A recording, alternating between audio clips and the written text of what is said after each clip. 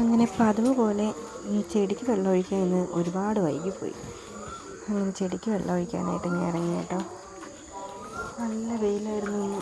ഇന്ന് മഴ 2 ദിവസം ഇടയ്ക്കൊക്കെ മഴ ഉണ്ടായിരുന്നു, പക്ഷേ ഇന്ന് മഴ പെയ്തില്ല. നല്ല വെയിലായിരുന്നു.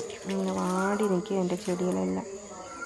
എൻ്റെ റോസയിൽ മുട്ടിട്ട് കേട്ടോ, ഓറഞ്ച് കളർ റോസയാണ്. ഞാൻ അതൊക്കെ പിടിച്ച് നോക്കുന്നുണ്ട്.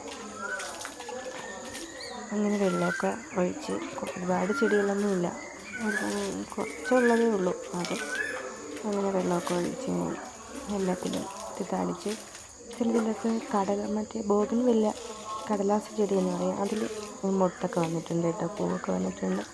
അങ്ങനെ അതിനൊക്കെ ഇത്തിരി തളിച്ച് കൊടുത്ത് അങ്ങനെ എൻ്റെ പൂത്ത് നിൽക്കുന്ന ചെടിയൊക്കെ ഞാൻ നോക്കുകയാണ്. അങ്ങനെ നമുക്ക് ചെടികളിങ്ങനെ നോക്കി നിൽക്കുമ്പോഴത്തേക്കും മൊട്ട് വരുന്നതും അതിൽ പൂക്കൾ വരുന്നതും അത് ഇനി എന്ന് അത് വിരിയും എന്നുള്ളൊരു ആകാംക്ഷയോടെ നോക്കി നിൽക്കുന്നൊരു മനസ്സിനൊരു സന്തോഷമാണ്.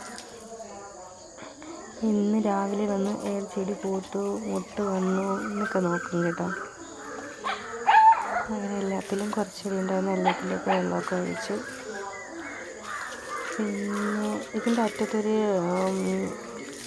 റംബൂട്ടാൻ നിൽപ്പുണ്ട് കേട്ടോ, റംബൂട്ടാൻ തൈ. അത് നമ്മൾ നട്ടതല്ല, തനിയെ പൊടിച്ചതാണ്.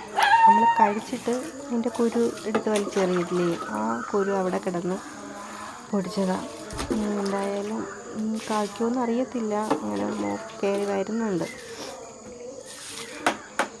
റോഡിൻ്റെ സൈഡിലാണ് കേട്ടോ. അങ്ങനെ അത് പൊടിച്ച് വരികയാണ്. അങ്ങനെ അതൊക്കെ ഞാൻ നോക്കി നിൽക്കുകയാണ്. അങ്ങനെ എല്ലാ ചെടിക്കൊക്കെ വെള്ളമൊക്കെ ഒഴിച്ചു.